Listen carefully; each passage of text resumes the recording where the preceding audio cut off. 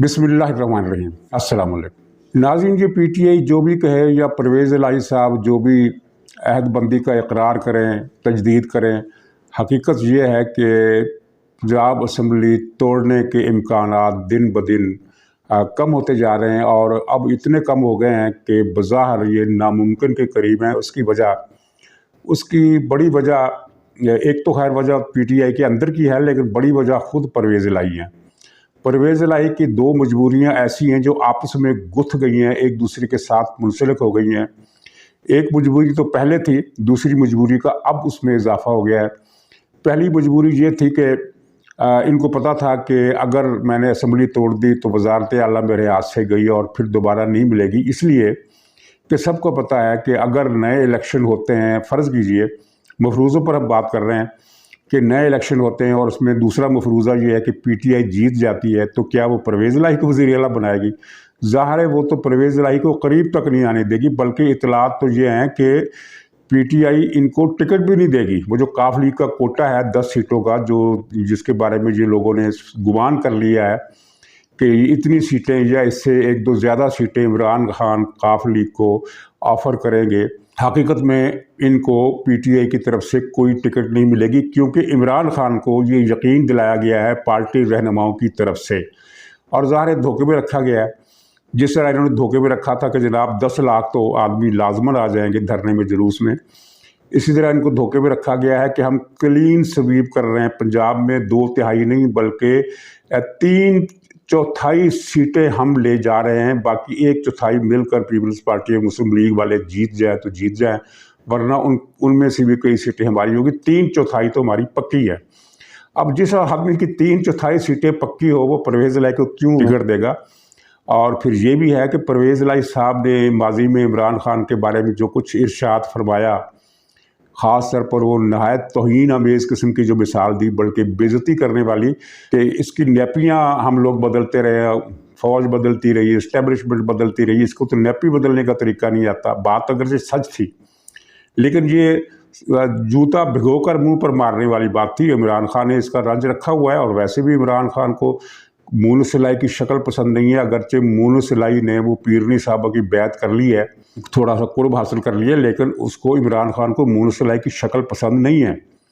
तो ये चक्कर है, इसमें इनको टिकट नहीं मिलेगा। वज़ारत आला तो बड़ी दूर की बात है, और ये जो 6-7 महीने इनको नज़र आ रहा है कि हमारी वज़ारत आला रहेगी, कुछ मौज मेला कर लेंगे, और मौज मेले की जो शरह है वो तो लोग बड़ी खौफनाक बताते हैं। कुछ लोगों ने लिखा है कि ये रोज़ाना 1 अरब की करप्शन कर रहा है परवेज़ इलाही और उसका बेटा, रोज़ाना 1 अरब, यानी महीने में 30 अरब।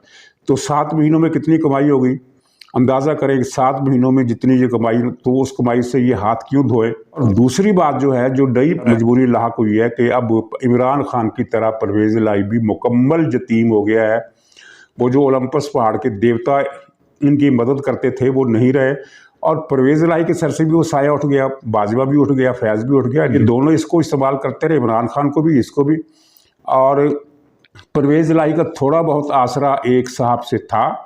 तो जो बड़े पैमाने पर तबादले हुए हैं, बड़े अहम तबादले, बड़े पैमाने पर तो नहीं कहना चाहिए, लेकिन बड़े अहम तबादले हुए हैं, तो उनमें से जो थोड़ा बहुत आसरा था, मुझे नहीं पता वो किस हद तक हकीकी आसरा था या नहीं था, लेकिन वो भी अब पिंडी में नहीं रहे, उनको भी कहीं और भेज दिया गया है। और अब जो इस वक्त टॉप पर जितनी भी सीटें हैं, पोस्टें हैं, वहाँ वो लोग बैठे हैं जिनको सियासत से कोई सरोकार नहीं। और परवेज़ इलाही की यतीमी, इमरान खान के बाद परवेज़ इलाही की भी यतीमी डेफिनेट हो गई है, और अब इनका कोई आसरा ऐसा नहीं रहा जो परवेज़ इलाही को मदद दे या उसे बचाने में किरदार अदा करे, सिवाय सुप्रीम कोर्ट के 2-3 या 4 जज हैं, वो उनकी मदद भी यकीनी नहीं है। पता नहीं क्या कुछ हो सकता है। इसलिए परवेज़ इलाही असम्बलियाँ तोड़ने के लिए किसी भी सूरत तैयार नहीं होगा, और जो ज़मीनी रुकावट है वो खुद पीटीआई है। इमरान खान पीटीआई की अक्सरियत को कन्विंस नहीं कर सका कि हमें असम्बली तोड़ देनी चाहिए, अगरचे उन्होंने डिसिप्लिन के हिसाब से यही खबर जारी की है कि इजलास में पार्टी क़यादत पर मुकम्मल एतमाद का इजहार किया गया, और इमरान खान की तरफ से जो असम्बली तोड़ने या इस्तीफ़े के जो फ़ैसले हैं उनकी मुकम्मल तायद की गई, तौसीक़ की गई। और परवेज़ इलाही ने भी बाद में ये मुलाकात जो हुई 5 दिन के बाद 5 दिन क्यों नहीं हो सकी, ये भी अपनी एक जगह राज है। तो इस मुलाकात में मूनस इलाही भी था। मुलाकात के बाद परवेज़ इलाही और मूनस इलाही ने यही कहा कि ये वजारत आला अमानत है इमरान खान की, वो जब वापस मांगेंगे आधे मिनट के अंदर अंदर दे देंगे। लेकिन इसके बावजूद इजलास के अंदर पार्टी की अक्सरियत वो कन्विंस नहीं हो सकी, यानी इस बारे में वो यकसू नहीं है कि असम्बली तोड़नी चाहिए या नहीं तोड़नी चाहिए, बल्कि अक्सरियत ने मुखालफत की है कि असम्बली नहीं तोड़नी चाहिए। तो इस यहाँ आकर फिर दोनों की मजबूरी मिल जाती है, परवेज़ इलाही की और इनकाफ PTI वालों की, कि अगर पंजाब से हुकूमत ख़त्म हो गई तो अब तक परवेज़ इलाही पर जितने केसेस मौजूद हैं, जो माजी के हैं, जो ताज़ा हैं, और जो इस दौरान जिनको ख़त्म कर दिया गया है मुख्तलिफ अदालतों की तरफ से, वो सारे के सारे खुलेंगे।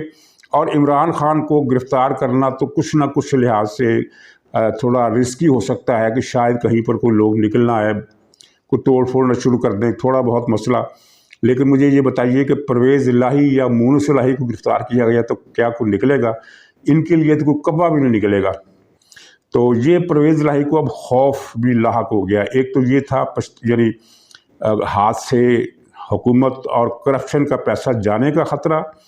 अब दूसरा उससे भी बड़ा ख़तरा कि जेल में अब 80 साल का बाबा है, जो ख़ुद को बताता है कि मैं 77 साल का हूँ, 77 का है, ये 80 साल का 80 साल का ये खोस्ट, जिसके मुंह से दौलत का लालच राल बन बन कर टपकता रहता है, वो जेल जाकर क्या करेगा? जेल जाकर चाहे वो एक क्लास में रहे होगी तो वो जेल ही।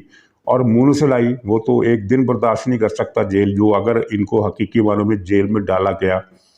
तो ये चीज़ें हैं जो इनको बात रखे हुए। और दूसरी बात ये कि टॉप क़यादत की तरफ से ज़ाहिर है जो सियासत से लातल्लुक़ हो चुकी है, उनका जो मूड है वो परवेज़ इलाही पर पूरी तरह कन्वे हो गया, और शायद इमरान खान तक भी कन्वे हो गया हो। और वो मूड ये नहीं है कि ये नहीं करना और वो नहीं करना, सियासतदानों को मशवरा दे रहे हैं या सियासतदानों को किसी चीज़ से बाज रहने को हुक्म दे रहे हैं, बल्कि मूड ये है कि बाकी सब कुछ आप जो मर्ज़ी करें, सियासत में गंद डालें, गंद मचाएं, जो मर्ज़ी करें, हमें इससे गर्ज नहीं है, ये आपका काम है, लेकिन ऐसी कोई चीज़ हम नहीं होने देंगे जिससे मुल्क में अदम इस्तेहकाम पैदा हो। और अदम इस्तेहकाम आपने देखा कि पैदा करने की कोशिश शुरू कर देगी ये TTP ने। एंड इस मौके पर जब इमरान खान के दोनों अब्बे रुखसत हो गए अपनी ताकत वाली सीटों से, तो TTP ने दहशतगर्दी दोबारा शुरू कर दी। बलूचिस्तान में वाक़या हुआ, 5 अफराद वहाँ शहीद किए, जिनमें 2 माँ बेटा भी थे। और ये जो TTP है ये तो दाइश का दूसरा रूप है। इनका तहरीक तालिबान अफ़गानिस्तान से ताल्लुक़ ज़रूर होगा और है, लेकिन इनकी जो तरजीहात हैं वो तालिबान से मुख्तलिफ है। तालिबान बिलअमूम ऐसे टारगेट नहीं करते जिनमें सिविलियन की जान चली जाए। लेकिन मसलन तालिबान के बारे में एक बात क्लियर है कि अफ़गानिस्तान में शिया मसाजिद पर जो हमले हो रहे हैं उनमें तालिबान का कोई हाथ नहीं है, उनमें दाइश का हाथ है या TTP की कुछ अनासर का हाथ है, क्योंकि ये इस मामले में फ़िरका वाराना मसले में ये तशद्दुद का जो उनसर है उसको जायज़ नहीं समझते, बल्कि उसको फ़र्ज समझते हैं। जबकि तहरीक तालिबान जो है अफ़गानिस्तान की, वो अगरचे फ़िरका वारियत में ज़ाहिर है उनके भी जो नज़रियात हैं वो सख्त हैं, सख्त गीर हैं, कट्टर हैं, उनमें कोई शुबा नहीं, लेकिन वो मुखालफ फ़िरके को बमों से निशाना बनाने के कायल नहीं हैं। और उनके क्रेडिट पर तालिबान, अफ़गानिस्तान की बात कर रहा हूँ, कि अफ़गानिस्तान की बेशुमार मसाजिद में बम धमाके हुए हैं, सुन्नियों में भी, ज़्यादातर शियों में, लेकिन सुन्नी मसाजिद पर भी हमले हुए हैं। तालिबान अफ़गान तालिबान का उनमें कोई हाथ नहीं है। लेकिन पाकिस्तान के जो TTP है ये मसाजिद पर, ये इमाम बारगाहों पर, ये गिरजों पर, ये हर जगह पर हमला करना अपना फ़र्ज समझती है। और इन्हें कोई परवाह नहीं होती कि माएँ मर रही हैं, माओं के सामने बच्चे मर रहे हैं, ये बच्चों के सामने माएँ मर रही हैं, इनको इससे कोई गर्ज नहीं है। ये दाइश का दूसरा रूप है और अब इमरान खान से इनका इत्तेहाद कोई ढका छुपा नहीं है। जनरल फैज़ इनका इत्तेहादी एलिमेंट थे, यानी जनरल फैज़ ने इमरान खान को और TTP को मुत्तहद रखा हुआ था। अब वो फैज़ साहब तो चले गए, लेकिन वो जो एक सिविलियन फेस है इनका एक बहुत घटिया, वो बैरिस्टर सैफ परवेज़ मुशर्रफ आप जानते हैं पाकिस्तान में दहशतगर्दी का बानी था, बाबाए दहशतगर्दी था। तो ये उसका रूहानी बच्चा है बैरिस्टर सैफ। पता नहीं बैरिस्ट्री इसने कहा कि इसको तो बोलना भी नहीं आता है और कानून के किसी शिक्का ऐसे पता नहीं। मुझे लगता है ये वैसा ही बैरिस्टर है जैसा कि PhD उसने किया हुआ है बाबर अवान ने। وہ بھی جعلی ڈگری آپ کو پتہ ہے، تو اس کے پاس بھی میرا خیال ہے جعلی ڈگری ہوگی، اگرچہ کوئی ایسی رپورٹ نہیں آئی. یا پھر یہ مراد سعید کی طرح جس نے 1 گھنٹے میں 3 سبجیکٹ پر امتحان دیا تھا، 3 گھنٹے کے 3 پیپر اس نے 1 ہی گھنٹے میں حل کر دیے. 9 گھنٹے کا پیپر، 9 گھنٹے کے پیپر جو ہوتے ہیں اس نے 1 گھنٹے میں حملہ کر کے جو ٹائم یعنی 1 گھنٹے میں حل کر کے تینوں میں سند لے لی. اس طرح کی یہ ڈگری ہوگی ان کے پاس. تو یہ ایک عجیب و غریب اتفاق ہے کہ ٹی ٹی پی نے پاکستان میں دہشت گرد حملوں کا اعلان کیا، اگلے دن اس نے حملہ کر دیا. ایک حملہ کیا، دوسرا حملہ پختونخوا کے علاقے میں ہوا ہے، وہاں بھی اسکول پر حملہ ہوا ہے. اور جبکہ اس میں اس اسکول کی تقریب میں سیکورٹی دے رہے تھے وہ فوج کے جوان تھے، تو وہ بھی ایک جوان شہید ہوا ہے، بچے بھی شہید ہوئے ہیں. بلوچستان میں حملہ ہوا، اور آئندہ آنے والے دنوں میں بھی گورنمنٹ کی رپورٹیں ہیں کہ کئی مقامات پر یہ خدا نخواستہ یہ حملے یا دہشت گردی کر سکتے ہیں. تو جو فوج ہے اس کا یہ اب موڈ سب تک پہنچ گیا، سب تک واضح ہے کہ ہم ملک میں عدم استحکام پیدا کرنے کو پسند نہیں کریں گے. باقی آپ نے جو کرنا ہے کریں، ایک دوسرے کا سر پھاڑ دیں، ہمیں کوئی غرض نہیں ہے. عدم اعتماد کی تحریک لائیں، تختے الٹ دیں، جو مرضی کریں، دھرنے دیں، جلوس نکالیں، کچھ غرض نہیں ہے. لیکن عدم استحکام، اور ظاہر ہے اس موقع پر جب پاکستان کی معیشت عمران خان کی امیدوں کے برعکس دیوالیہ ہونے سے بچ گئی ہے، پاکستان دیوالیہ ہونے سے بچ گیا، یہ پی ٹی آئی کے لیے بڑی مایوسی کی خبر ہے. تو ایسے مرحلے پر جب بڑی مشکل سے پاکستان دیوالیہ ہونے سے بچا ہے، تو ایسے موقع پر اگر اسمبلیاں توڑ دی جاتی ہیں اور یہ ایک عجیب و غریب قسم کی تصادم کی صورتحال پیدا ہو جاتی ہے، تو ظاہر ہے اسے پھر قبول نہیں کیا جائے گا. دوسری طرف پی ڈی ایم کی اور ان کی اتحادی جماعتوں کی تیاری بھی مکمل ہے، عدم اعتماد کی تحریک کی تیاری مکمل ہے، دستخط کرائے جا چکے ہیں. لیکن اب دیکھنا یہ ہے کہ یہ اسمبلی توڑنے کا ان کا موڈ کیا ہے. اور جس طرح یہ واضح ہو رہا ہے کہ یہ اسمبلی توڑنا ان کے بس میں نہیں رہا، تو ہو سکتا ہے کہ تحریک عدم اعتماد پیش کرنے کی نوبت فی الحال نہ آئے اور موجودہ سیٹ اپ کو چلنے دیا جائے کچھ مزید عرصہ. اگرچہ پرویز الہی نے جس طرح روزانہ کی بنیاد پر کروڑوں اربوں روپے کی کرپشن کا ایک بازار اس نے گرم کر دیا ہے، اور لوٹ مار کے وہ ریکارڈ جو فرا گوگی اور پنکی پیرنے نے پنجاب میں قائم کیے تھے، یہ ان کو بھی توڑنے کے چکر میں ہے. تو بنتا تو نہیں ہے کہ اس ایسی پارٹی کو 1 منٹ بھی حکومت میں برداشت کیا جائے، لیکن ظاہر ہے کئی معاملات پر چیزیں دیکھنی ہوتی ہیں. ایک آخری چارہ کار کے طور پر یہ ساری چیزیں تیار ہیں، لیکن ابھی یہ کچھ دن دیکھیں گے کہ یہ بیل کس منڈے چڑھتی ہے. اور نظر یہی آ رہا ہے جو آپ کو بتا دیا، پنجاب اسمبلی توڑنے کے حق میں نہ تو پرویز الہی ہے، نہ پی ٹی اے کے ارکان اسمبلی ہیں، اور نہ ہی استعفوں پر کوئی تیار ہے. اور یہ جھوٹ بولا گیا ایک دو چینلز پر کہ 180 استعفے عمران خان نے اپنے پاس رکھ لیے ہیں اور اسپیکر کو دے دیے ہیں. اسپیکر سختیان خان کو جب آرڈر آئے اسی وقت وہ استعفے منظور کر دے. اگر اسمبلی نہیں ٹوٹتی تو یہ استعفے منظور کر لیے جائیں گے.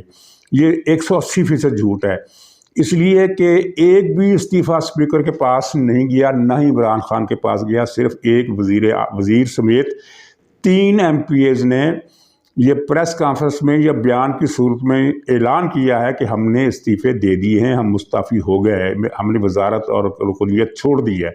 لیکن عملی طور پر ان کا استعفیٰ بھی ابھی تک نہ تو اسپیکر کے پاس پہنچا ہے، نہ وزیر اعلیٰ کے پاس، نہ عمران خان کے پاس کوئی استعفیٰ نہیں پہنچا. یہ جو 3 جنہوں نے اعلان کیا ان کا بھی نہیں پہنچا. تو یہ سارا جھوٹ ہے جو بولا جا رہا ہے. دراصل ہم یہ کہہ سکتے ہیں کہ عمران خان نے وہ لانگ مارچ کی جو شرمناک ناکامی تھی اس سے فیس سیونگ کے لیے اعلان کیا، اور اعلان کے بعد پھر یہ اسی طرح پکا ہونے کی کوشش کی اور اس میں یہ پھنس گیا. اب اگر یہ اعلان واپس لیتا ہے تو تب بھی اس کا مورال ڈاؤن ہو جائے گا. اور ویسے اب اس کے پاس رہا کیا ہے، اس کی ساری سیاست جو ہے وہ کچھ لوگوں کے بل پر گھومتی تھی. وہی لوگ وہ اس کو حکومت سیاست میں لائے، انہوں نے سیاسی پارٹی بنا کر دی، انہوں نے حکومت بنا کر دی، انہوں نے الیکشن جتوا کر دیے، انہوں نے حکومت بچا کے رکھی، حکومت کو مسائل سے نکالا، ضمنی انتخابات جتوائے، سب کچھ کیا. اب وہ نہیں رہے. اب یہ اس کو سمجھ میں نہیں آ رہی کہ میں کیونکہ اپنے بل پر تو یہ کچھ کرنے کا عادی رہا ہی نہیں ہے. اس نے زندگی میں کوئی کام اپنے بل پر کیا ہی نہیں ہے. دوستوں کے بل پر کیا ہے یا سرپرستوں کے بل پر کیا ہے یا چوری ڈکیتی کی ہے، یہ ATM مشینیں رکھی ہیں، لوگوں کو بلیک میل کیا ہے. ناجائز ذرائع سے اس نے اپنی خواہشات پوری کی، لیکن اپنے بل پر نہیں. کچھ لوگ ملوث ہو جاتے تھے اس کی مدد کے لیے، اس کی سہولت کاری کے لیے، بدلے میں ان کو بھی ظاہر بہت کچھ ملتا تھا. تو یہ ایک کرائے کے لوگوں سے اپنے لیے تخت سجانے والا آدمی جب ان کرائے کے لوگوں سے محروم ہو گیا تو اب یہ اکیلا کھڑا ہے اور اکیلا سوچ رہا ہے کہ میں اب کیا کروں، اب تو میرے ساتھ نہ میرا سایہ ہے، نہ پرویز لائی ہے، نہ کوئی اور ہے۔ پارٹی کے اندر سے ابھی تو راز باہر آنے ہیں، اور جو 2 حضرات جو ریٹائر ہوئے ہیں ان کی چیزیں ابھی بڑی باہر آنی ہیں اور ان کے اپنے منہ سے باہر آنی ہیں۔ فیض باجوہ کے پول کھولے گا اور باجوہ فیض کے پول کھولے گا، عمران خان باجوہ کے پول کھولے گا، باجوہ عمران خان کے پول کھولے گا۔ فیض تو شاید ابھی خاموش رہے کیونکہ اس کو بہت خطرہ ہے، اس کو خطرہ ہے کہ مجھے کہیں بڑی سنگین قسم کی کارروائی کا سامنا نہ کرنا پڑ جائے۔ کہا جاتا ہے کہ وہ چونکہ ایک دن پہلے ہی ریٹائر ہو گیا تھا اس لیے اس پر کورٹ مارشل کا قانون لاگو نہیں ہو سکتا، لیکن کچھ دوسرے لوگ کہتے ہیں کہ نہیں، اگر فیصلہ ہو گیا تو کورٹ مارشل بھی ہوگا۔ واللہ عالم، یہ کوئی ٹیکنیکل ایسی باتیں جن پر نہ تو ہم کوئی کلیئرٹی سے کہہ سکتے ہیں کہ ایسا ہو سکتا ہے یا ایسا نہیں ہو سکتا، لیکن یہ ہے کہ وہ خطرات کی زد میں ہے، اس کے خلاف کسی نہ کسی نوعیت کی کارروائی تو ہونی ہی ہے، کورٹ مارشل نہ صحیح۔ تو یہ چیزیں ابھی چلنی ہیں اور عمران خان نے تو ابھی مشکل دن دیکھنے، اور جیسا کہ میں نے پہلے بھی بتایا تھا کہ نومبر کا مہینہ اس پر سخت ہوگا اور دسمبر کا اس سے بھی زیادہ سخت ہوگا اور جنوری کا اس سے بھی زیادہ سخت ہوگا۔ تو اب یہ دوسرا سخت تر مہینہ جو ہے وہ شروع ہو گیا ہے، تو اس کے بعد اگلا مہینہ ہے جو سخت ترین ہوگا۔ تو اس کی کافی عبرت والی تصویریں اس کے حوالے سے سامنے آئیں گی اور لوگ دیکھیں گے کہ یہ کیا ہوا۔ تو ناظرین، یہاں ایک چھوٹا سا ڈرامہ جس کی خبر آپ نے سن لی ہے کہ اولوی کے پاس وہ آرمی چیف صاحب پہنچے، ظاہر ہے انہوں نے جانا تھا، وہ صدر مملکت کے عہدے پر فائز ہے، صدر اور وزیر اعظم سے ملنا آرمی چیف کا جس نے نیا حلف اٹھایا ہوتا ہے لازمی ہوتا ہے اس کے لیے وہ کہ یہ 2 ملاقاتیں کرتا ہے۔ اور اس کے علاوہ بھی بعد میں بھی وزیر اعظم سے تو اکثر ملاقاتیں ہوتی رہتی ہیں آرمی چیف کی، چاہے آرمی چیف کوئی بھی ہو، چاہے وزیر اعظم کوئی بھی ہو۔ تو بہرحال وہ صدر سے ملاقات کے لیے پہنچا تو صدر نے پہلے ہی عمران خان کے ساتھ مل کر ایک گیم کی۔ باقی چیزیں ساری آپ کے علم میں ہیں، جو میں نئی چیز بتا رہا ہوں وہ یہ ہے کہ گیم یہ تھی، اس کے تمام سوشل میڈیا کو سٹینڈ بائی کر دیا گیا تھا کہ عمران خان کے ساتھ آرمی چیف کی ٹیلی فونک گفتگو ہونے والی ہے، اور وہ یقین ان کو اس لیے تھا کہ ظاہر عارف الوی جو ہے وہ صدر مملکت ہے، صدر مملکت جو ہوتا ہے وہ مسلح افواج کا سپریم کمانڈر ہوتا ہے، اور اگر سپریم کمانڈر آرمی چیف کو یہ کہے کہ تم عمران خان سے بات کر لو تو ظاہر اس کو کرنی پڑے گی، ان کا یہ خیال تھا۔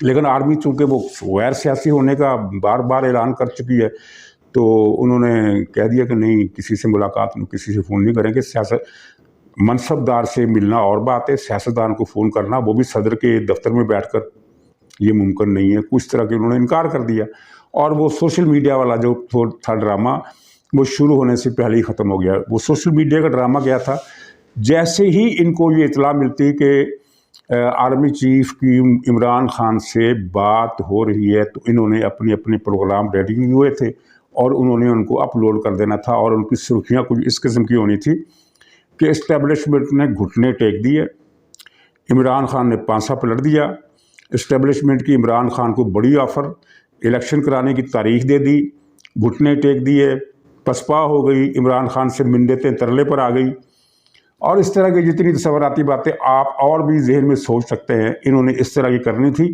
اور پھر ٹی وی پر پروگرام بھی چلنا تھے کہ عمران خان نے بڑی زبردست چال چلی ہے، اس کے بغیر اسٹیبلشمنٹ کو آتی ہی نہیں، قیادت کو آتی ہی احساس ہو گیا کہ عمران خان کے بغیر تو ہم ایک قدم بھی نہیں چل سکتے۔ چنانچہ انہوں نے پھر عمران خان کو خود فون کیا۔ اب دیکھیے عمران کی مرضی کیا ہے، وہ کیا کرتا ہے، وہ ان کی درخواست، ان کی التجا، ان کا منت ترلا مانتا ہے یا نہیں مانتا۔ اس طرح کی باتیں تجزیوں میں ہونی تھی، ظاہر جھوٹ گھڑنے کے یہ ماہر ہے، اور پھر یہ سارا ڈرامہ۔ لیکن جب وہ انکار ہو گیا اور عارف الوی کی طرف سے یہ سوشل میڈیا کو کال نہیں آئی کہ ملاقات ہو گئی، کال ہو گئی ہے، تو ان کے پروگرام جو تھے پہلے سے ریکارڈ کیے ہوئے پروگرام انہوں نے پہلے سے کر لیے تھے، صرف ان کو اپلوڈ کرنا تھا فوری طور پر کہ بھئی گھٹنے ٹیک دیے، وہ ہو گیا، یہ ہو گیا، عمران خان چھا گیا، عمران خان نے گچی پکڑ لی، سب کی گردن مروڑ دی، یہ کر دیا، یہ سب چیزیں ہونی تھی۔ تو یہ ایک مزاحیہ ڈرامہ تھا جو ان کو فائدہ نہیں ہو سکا۔ اور اس میں دوسری بات یہ ہے کہ جس طرح میں نے پرویز لائی کی بات کی نا کہ وہ یتیم ہو گیا، تو اب عمران خان کے پاس ایک ہی ہتھیار تھا اس کی سیاست میں، جو چند برسوں سے 2017 کے بعد سے اس نے جو سیاست کی ہے، اس کا جو کارگر ہتھیار تھا وہ تھا دباؤ ڈالنا، بلیک میل کرنا 3 اداروں کو، فوج کو اور عدلیہ کو اور میڈیا کو۔ अच्छा, عدلیہ کا ہم نہیں ذکر کرتے، لیکن میڈیا کا پہلے چھوٹا سا کر لیتے ذکر کہ میڈیا میں عمران خان کے لیے فضا خاصی تبدیل ہو گئی. یہ 4-5 معاملات، وہ فارن فنڈنگ اسکینڈل، اور وہ پھر یہ امریکی سائفر کا ڈرامہ، سازشیں، اور وہ توشہ خانہ، اور یہ جو بیانیے واپس ہوئے ہیں، اور پھر یہ ساری چیزوں نے مل کر پریس کے اندر ایک فضا کی تبدیلی میں کردار ادا کیا ہے. اور اب اس کو پہلی کی طرح فرینڈلی میڈیا نہیں مل رہا، اگرچہ ایک خاصا قابل ذکر حصہ میڈیا کا، مین اسٹریم میڈیا کا، عمران خان کے گن گاتا ہے، اس کی ہر جائز کو ناجائز کو جائز بتاتا ہے، اس کے ہر جھوٹ کو سچ بتاتا ہے. لیکن مجموعی طور پر وہ فضا جو 2017 سے لے کر آن ورڈ کئی برسوں تک ہم نے دیکھی، وہ اب نہیں رہی. رہا فوج کا مسئلہ، تو وہ ایک فکرہ میں کہہ کر بات ختم کرتا ہوں کہ وہ دن گئے جب فوج دباؤ میں آتی تھی.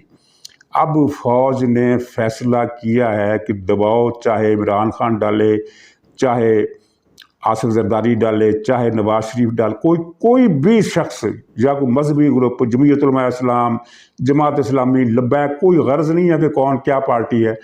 کسی پارٹی نے بھی دباؤ ڈالنے کی کوشش کی تو وہ اس کو نظر انداز کر دیا جائے گا، جو دوسرے لفظوں میں مسترد کر دیا جائے گا. نظر انداز کرنا مسترد کرنے سے بھی زیادہ یعنی توہین آمیز ہے. مسترد کرنا تو مطلب یہ ہے کہ ہم نے تمہاری بات سن لی لیکن تمہاری بات جائز نہیں ہے، ہم نہیں مانتے. نظر انداز کرنے کا مطلب ہے کہ وہ دیکھ نہیں رہے ان کی طرف، کون کیا کر رہا ہے، کوئی رو رہا ہے، پیٹ رہا ہے، نہیں، دیکھنا ہی نہیں ہے ان کی طرف. اب جب کسی کو آپ اس طرح اگنور کریں، نظر انداز کریں، تو وہ ریجیکشن سے زیادہ سخت سزا ہوتی ہے، پنشمنٹ ہوتی ہے بڑی بری. اور یہ بڑی بری پنشمنٹ کا عمران خان کو سامنا ہے کہ اس کی داد فریاد سنی ہی نہیں جائے گی. ایک تو ہوتا ہے نا کہ داد فریاد سن لی، سننے کے بعد فیصلہ کیا کہ ٹھہرو، صبر کرو، ابھی نہیں، بعد میں کرتے ہیں، فی الحال نہیں مان سکتے تمہارا مطالبہ. نہیں، وہ انہوں نے کہا ہم نے سنی نہیں تمہاری، تم کیا بول رہے تھے، کیا رو رہے تھے، کیا شور مچا رہے تھے، ہمیں تو پتہ ہی نہیں ہے، جاؤ بھاگو، چھٹی کرو. یہ صورتحال ہے عمران خان کی. تو اب یہ دباؤ کیا ڈالے گا؟ کچھ لوگ کہتے ہیں کہ یہ اگلے مہینے پھر کال دے گا. اب کال نہیں دے گا. کال جن کے آسرے پر دی جاتی تھی وہ نہیں رہے، اب کال نہیں دے گا. اب اس کو پتہ ہے کہ اب اس کی پٹائی ہوگی. جو اب تک اس کو بچاتے رہے، وہ جو دھرنا تھا 25 مئی کا، تھوڑے سے لوگ تھے، 4-5 ہزار میں لوگ بھی نہیں تھے جو اسلام آباد پہنچے. ظاہر ہے اتنے مجمع کو تو وفاقی پولیس کیا، ایک ضلع کی پولیس بھی آرام سے اپنے منتشر کر سکتی ہے، لیکن ظاہر ہے اس وقت کچھ لوگوں کا اس پر سایہ تھا، اس لیے اس کو اسلام آباد پہنچنے بھی دیا گیا، اس لیے اس کو ریڈ زون میں آگ لگانے کی اجازت بھی دی گئی، اور پھر اگلے دن باعزت طریقے سے واپس جانے کا موقع بھی دیا گیا. اب نہیں ہوگا یہ سب کچھ، یہ عمران خان کو ذہن میں رہنا چاہیے. باقی ان کی جو کمپین چل رہی ہے جنرل باجوہ کے خلاف، یہ ان کی کمینگی کی علامت ہے، اس لیے کہ جنرل باجوہ کے اگر ہم احسانات گننا شروع کریں، وہ پاشا، وہ اس کے بعد وہ ظہیر الاسلام، اس سے پہلے بھی حمید گل، اور سب کے احسانات ہم اکٹھے کریں تو اکیلے باجوہ کے احسانات ان پر زیادہ ہے. باجوہ نے ان کے لیے الیکشن کے سسٹم کو ہی ہائی جیک کر لیا. نواز شریف کو سزا دلوا دی ججوں کو بلیک میل کر کے. ججوں کی گندی فلمیں تھیں باجوہ کے پاس، باجوہ نے ایک گندی فلمیں ججوں کو دکھائی کہ تمہاری گندی فلم لیک ہو جائے گی ورنہ اس کو سزا دو. اور اس طرح وہ جو کھوسا نثار وغیرہ سے جو ساز باز کی لین دین کی وہ الگ تھی. تو اس کے بعد حکومت دلوائی، پھر حکومت بچائی، سینٹ کے چیئرمین کے خلاف تحریک عدم اعتماد کو ناکام بنایا، قانون سازی کے موقع پر بندے پورے نہیں تھے، وہ بندے پورے کر کے دیے. سارے احسانات، یہ احسانات اگر نہ ہوتے تو پی ٹی آئی کہاں کھڑی ہوتی؟ کہیں بھی نہیں کھڑی ہوتی. اس کا تو وجود ہی ہمیں نظر نہیں آنا تھا. تو سارے احسانات جنرل باجوہ کے بھول کر یہ صرف اس بات کو لے کر اب سینہ پیٹی کر رہی ہے، سینہ کوبی کر رہی ہے کہ یہ باجوہ صاحب غیر جانبدار کیوں ہو گئے. باجوہ صاحب آخری 6 مہینوں میں غیر جانبدار ہوئے، یا آخری 8 مہینوں میں یا 10 مہینوں میں غیر جانبدار ہوئے؟ اس سے پہلے تو وہ پی ٹی آئی کے ورکر کے طور پر کام کر رہے تھے. پاکستانی فوج کے سپہ سالار کی جو اختیارات تھے وہ اس نے پی ٹی آئی کے لیے استعمال کیے. تو ناظرین اجازت دیجیے، انشاءاللہ اگلے ولاگ میں پھر ملاقات ہوگی. تب تک کے لیے خدا حافظ.